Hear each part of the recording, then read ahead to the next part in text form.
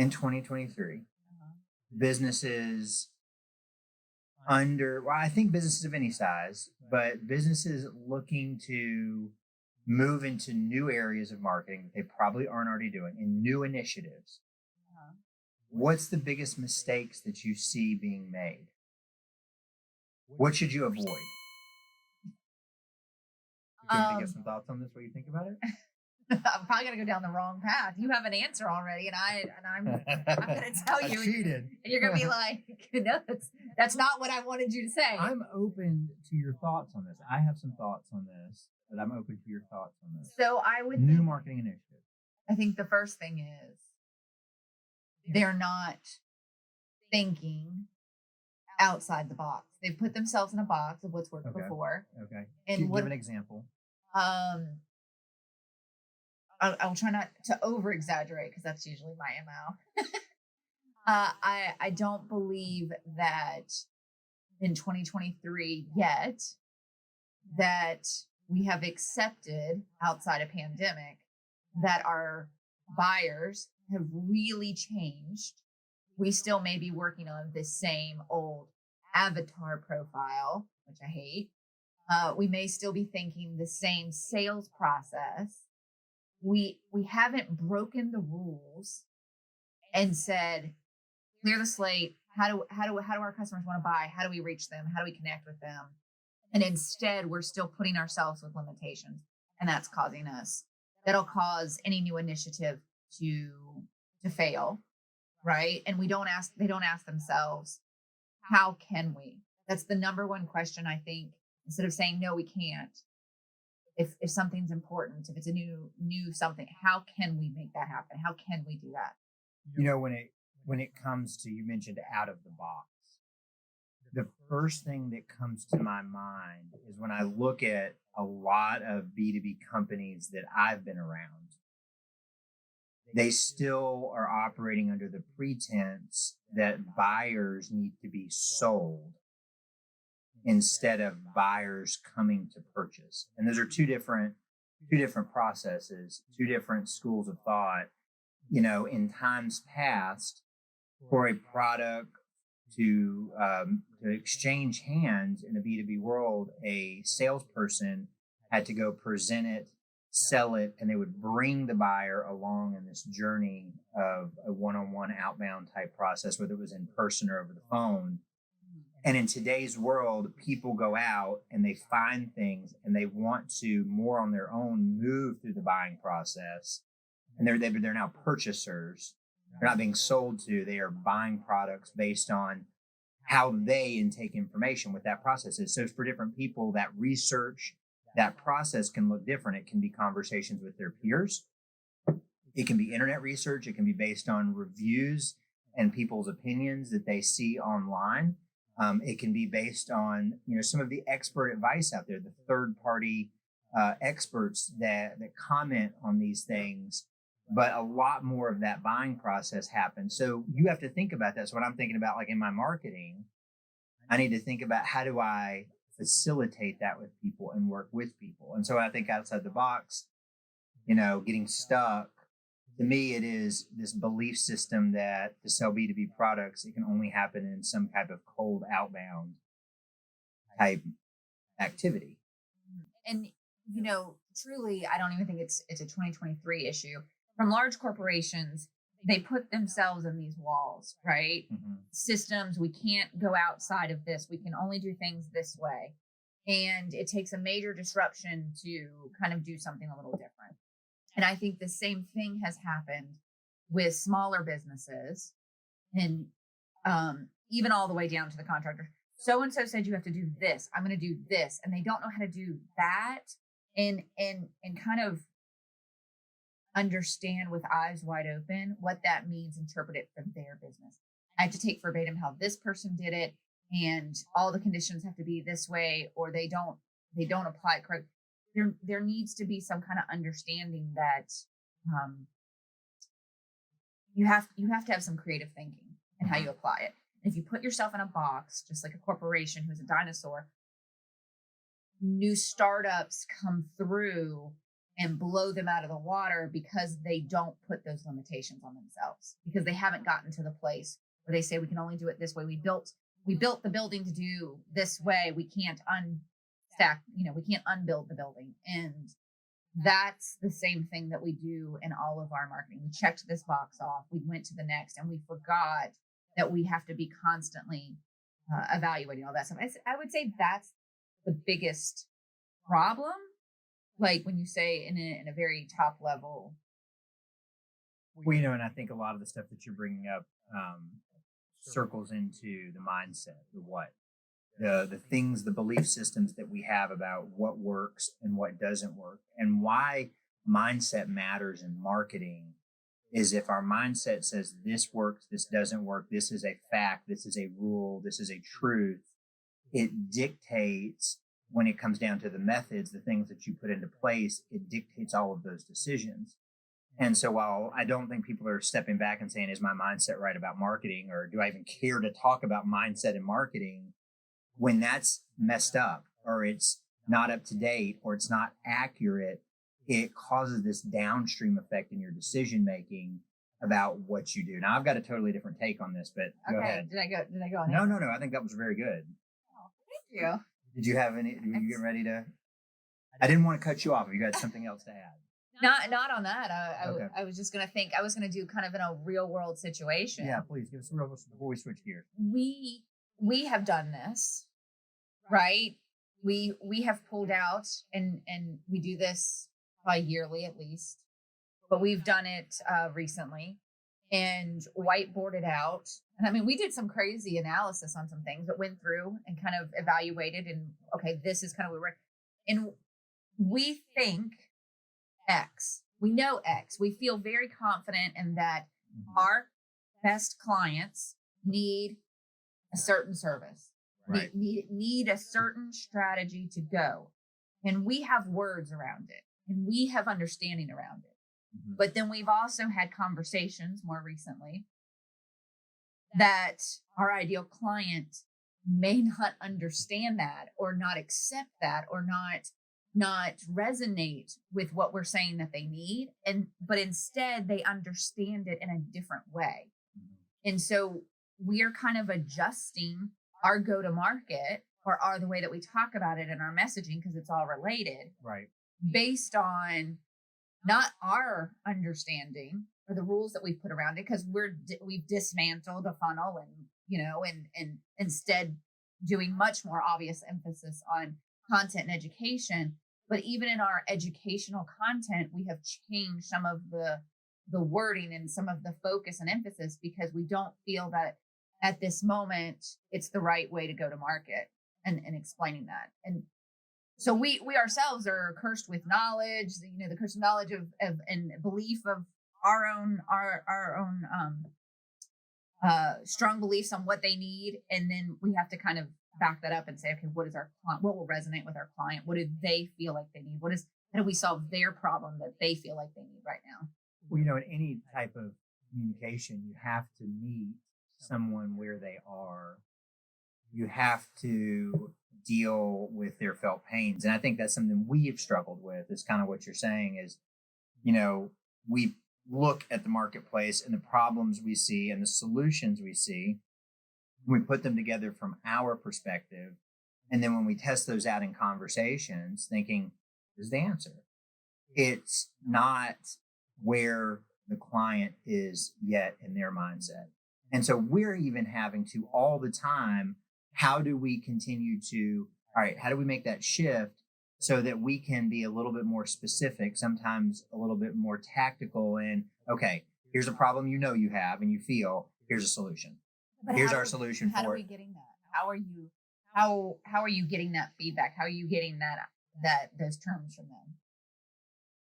I think it happens first of all in conversation. So I think there's two places, and it's all in like how the feedback come back in a couple of ways, a couple of very easy ways. One, I have one-on-one conversations with people. And if I talk to somebody that I know is ideal for what I'm talking about, and I hit I've confused them, mm-hmm. that the concepts I know they need have confused them, and I've gotten this feedback that if my ideal person who's already 3 steps ahead of a lot of his peers doesn't quite understand why or what, it's like I'm too complex, I'm coming at it from too far in the wrong perspective, then I need to reframe this. I think that's the easiest way. Speak to your ideal clients. Like, I think that is, that's the simplest way. And then the other thing is you can also see like what resonates in content. How do you see what resonates in content? I think they very much vote with their viewership, their engagement, and what they can assimilate. And I think that the cool thing about social media content specifically, right, is people have really short attention spans. So if your message can work in that environment, when you have a few seconds, when it's simple enough for people to grasp and say, yes, I like, yes, I watch it again and again, yes, I comment on it, then you have a pretty good idea that what you're communicating can be understood by the market at large. And so now you have to be careful with that, because you can certainly create things that will definitely get the positive feedback, but it has nothing to do with how you solve problems, and it's not aimed at the right people. So there's a little bit more work than that, than just saying things that like get views and clicks online. Likes. But when you are inside of that realm of both, of right, things that resonate with your buyer, things that relate to your product, your service, the problems, the solutions. And then you get the like, people are like, I understand what you're saying. Yes, I can. That drum you're beating resonates with me. I think those are two very good barometers. Did you have another one? No, just I wanted to kind of not just leave that hanging out there. Okay. And I mean, it's good for us to put out multiple versions of it and see which one does resonate. Which one do we get back some feedback on? It doesn't mean, I mean, I think by now, if anybody knows us, I'm going to say yes to content, right? Yeah. It's not a question of do you content or do you not? Do you not put out some type of content? The question is how do you, and does it bring, is it with the right message and the right value? Is it being connected to your strategy? Yeah. So. Yeah. And so for us, it's very much changed the types of solutions that we're bringing to the marketplace. Just the same way as I advocate anyone else. Like, we're on a journey. We're all on a learning journey between us and our buyers, between us and the marketplace. We're on this like getting to know each other better and figuring out how we can work together for mutual benefit better. And that only happens with dedication, which is, I think, a good segue into what I think Go ahead, tell me what you is think. The biggest problem that people face in new marketing initiatives. Okay. Is time horizon. How long am I willing to do it for without getting the reward? How long am I willing to strive without the reward? So I'm gonna give you 2 examples here. One that's like a little bit extreme. Okay. And then I'm gonna give you one that's very tactical. All right. So a little bit extreme. I think it's very obvious if you study success leaders, entrepreneurs, the people that are most successful on the far end of the spectrum, they get to where they think in spans of 5, 10, 20, 50 years of time horizons. They're making decisions that will pay off down the road.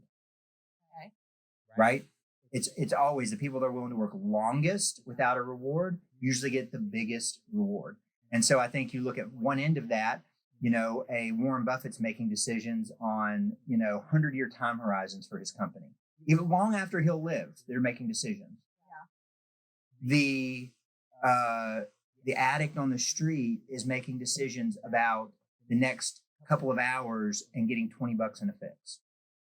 And so we live somewhere in that spectrum. Absolute need, uncontrollable hand to mouth, to I am thinking generationally in my decision making, right?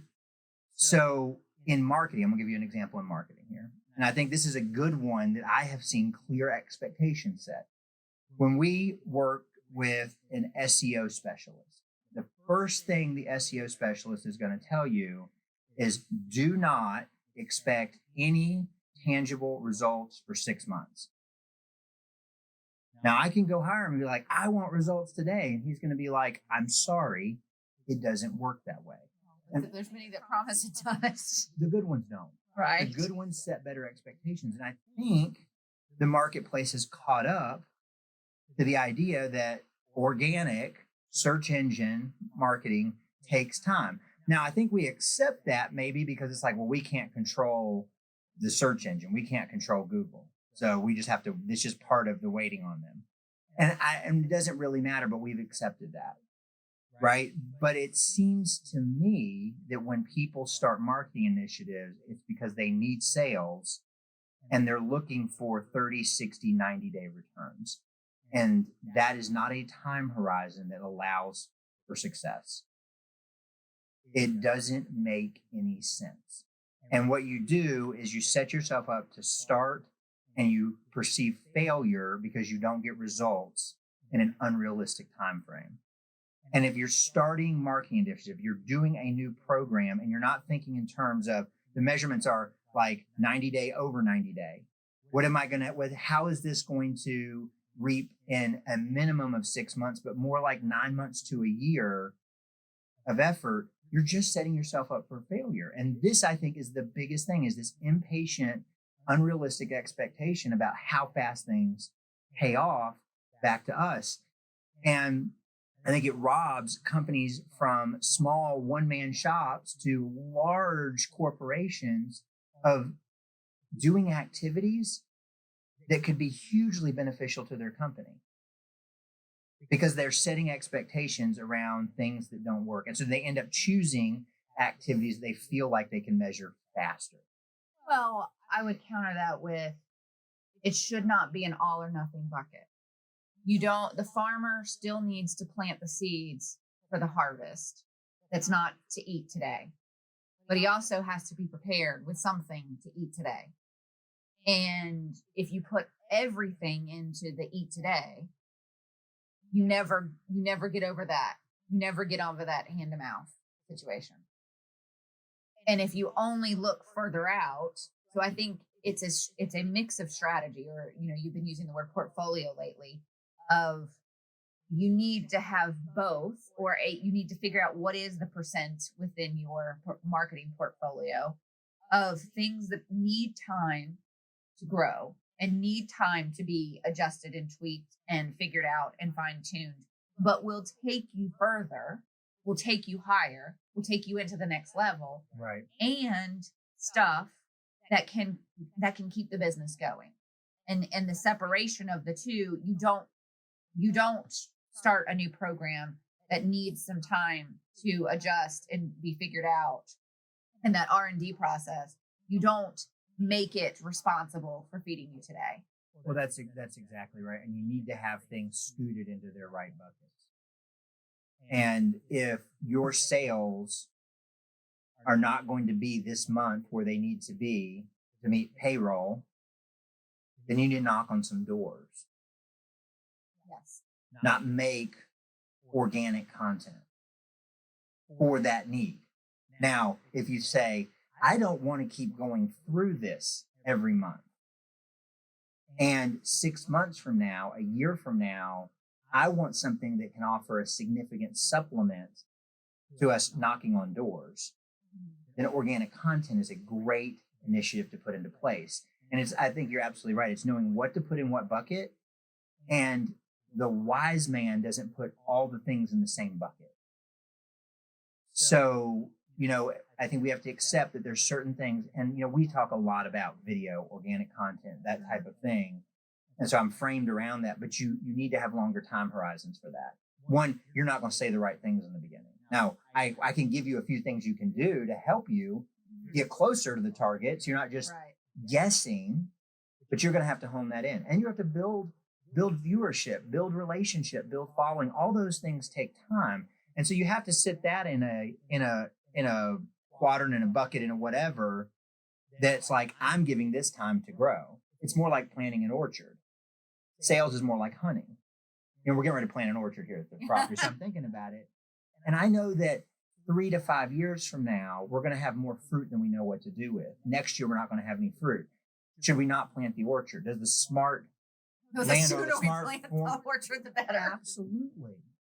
Absolutely. But Quickly. it's no different here. And I don't think it's 3 to 5 years. I'm not saying that. It's a much shorter time horizon, but it is the same type of thing.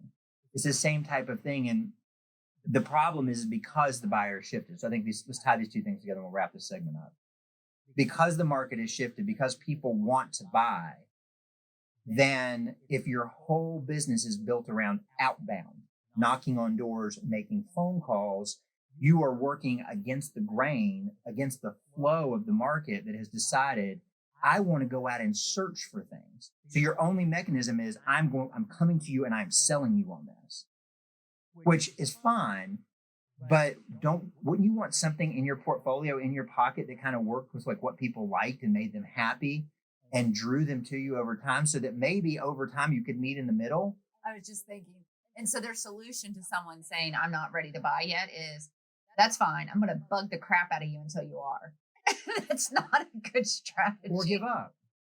Yeah. And what does sales training teach us? I mean, I've certainly been through a lot of it. Is good salesmen bug the crap out of somebody. They never give up. But most salesmen, because they don't like that type of feedback, they know that the potential customer is not into what's happening. They don't want to follow up over and over and over and over again. But we're told again, no, good sales is you just pound those people until they break down. And I think it's not a matter of does it work, does it not work. I think things work easier when you give people what they want, which is right back circle to why we are adjusting our product and our offering to what people want instead of trying to force them to see the world through our lenses. What's your company doing? What's your initiative? Are you trying to force everybody to do it your way? You're trying to force your customers to do it your way? Or are you greasing the path and helping them buy their way? I know which way they're going to like you better, and I know which way is easier and over the long term, which is more efficient. 2023, break outside the box, and then have a portfolio mix. Make sure that you're doing both short term and long term. And if you're not investing in long term content and a strategy for that, and strategy is so important for it, because just doing it doesn't, like you said, it doesn't. You don't need clickbait. That's another another pay conversation. Off. Yeah, it'll pay off. For me, what I am constantly having to learn and grow on is that there is a big difference between patience and persistence. Mm-hmm. And mistaking persistence for patience or waiting around is a big mistake. And so my encouragement to anybody starting or trying a new thing is don't be the fool that does it forever and you're getting no positive signals. And we should talk about what positive signals, what should you see in 30 days? What should you see in 60 days? We'll come back and we'll talk about that another time. It's not about that. I'm not saying foolishly just beat your head against the wall with things that don't work, but learning the difference between waiting for things to happen, which is not a good strategy, and starting things with a mindset of persistence that you are going to find a way to see it through.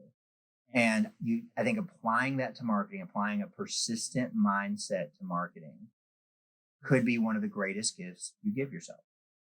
I want to come back another time and talk about, I just thought about, I don't want to do a negative spin, but I think there's plenty of people who know that they need to do this. I'm watching. Okay.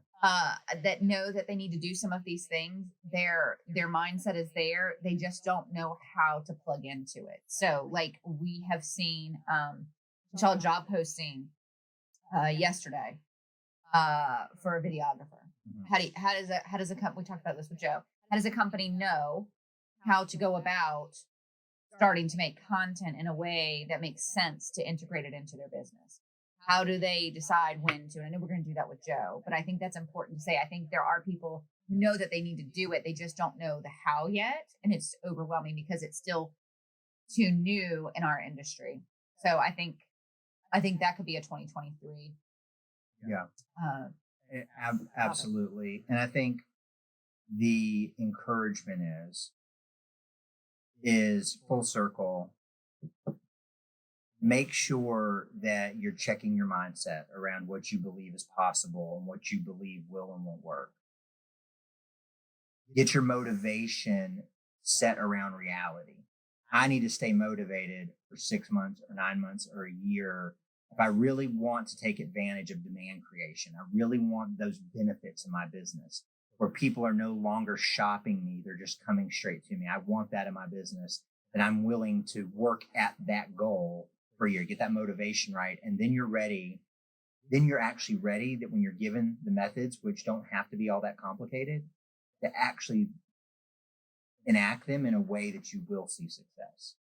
And so, yes, we need to talk about the methods, but if we put the methods first, then you're going to struggle around your belief systems and you're going to struggle around the way that you're motivated about what you believe it takes.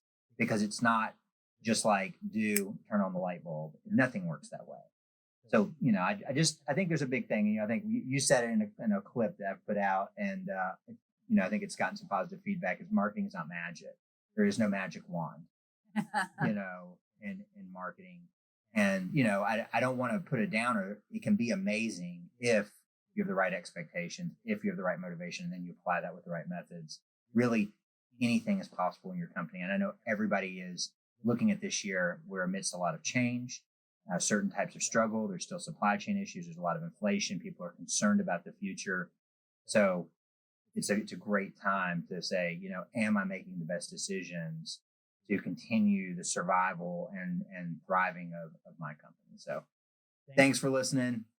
Sorry about the rant. That's really not my intention. I'm just excited. I'm just excitable, And, but yeah, I hope you guys enjoy this. Leave some comments below. We'd love to hear your questions, and we'll see you next time.